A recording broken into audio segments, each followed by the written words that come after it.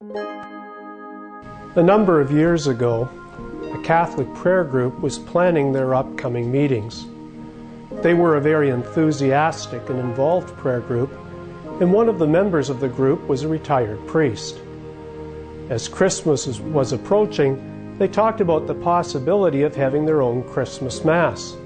They had a priest who could preside, and it would be a wonderful way to gather together in celebration of Christ's birth. Many of the members of the prayer group thought this was a great idea, until Tony spoke up. Tony was a very congenial and involved member of the prayer group. He was always at the meetings and was a great one for greeting others and making them feel welcome. So they were quite surprised when he spoke up and said, "You can have your own Christmas Mass if you want to, but I won't be there." He then explained, "When I go to Christmas Mass in my parish, I know that the people sitting on either side of me won't have been there since last Easter. They won't know when to sit or stand or kneel, or what hymnal to use, or how to give the sign of peace. They're going to feel awkward and unsure of what to do, and if I'm not there to help them, by the time Mass is done, they'll be thinking, 'Thank God that's over.'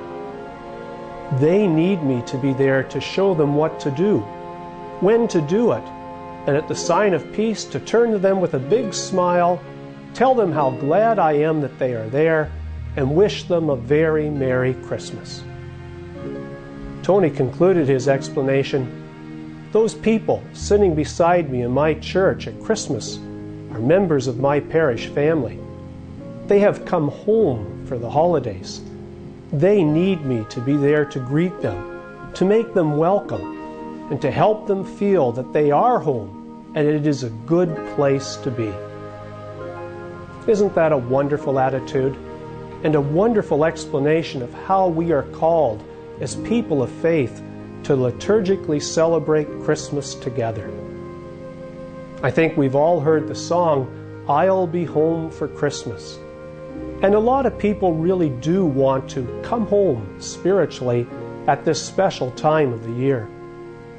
Some of them will come on their own, but they will be unsure of themselves, of their welcome, and of what to do.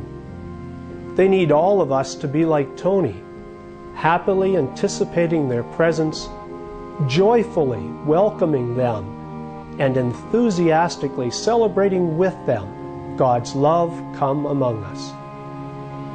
Others would like to come, but they will never make it on their own. They don't know when to come, what to do when they get there, or even if they will be allowed to join us. In some ways, they are like Mary and Joseph on the first Christmas, in that they feel they are strangers and they do not know where to get a room.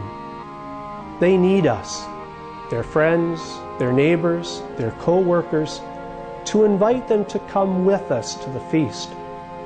Only in this way will they feel welcomed and able to come. I once had a couple share with me the story of their first Christmas together. They were dating at the time, and he invited her to come with him to midnight Mass. To him, it was a pretty normal Christmas Mass, and so he was shocked to see her crying as they left the church. When he asked her the reason for her tears, she turned to him and said, "Now I know you'll never marry me." This response left him more perplexed than ever. Eventually, she was able to explain that she had never been to a Christmas Mass before, and that she had been so overwhelmed by the beauty and power of the liturgy that she felt she was not worthy to be in a relationship with someone for whom this was a usual and ordinary part of his life. He did marry her, and now for them and their 3 children, Christmas Mass is both a beautiful and powerful part of their spirituality, as well as a normal and ordinary part of their spiritual life. This man's name is not Tony, but he was the Tony who welcomed her home to a faith and sense of belonging she had never before experienced, but for which she had always yearned.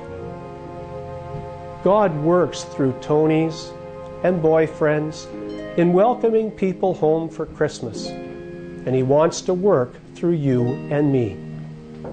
Please take a little time to ask God how He might be wanting you to be His instrument in helping someone to come home and be at home in our church this Christmas.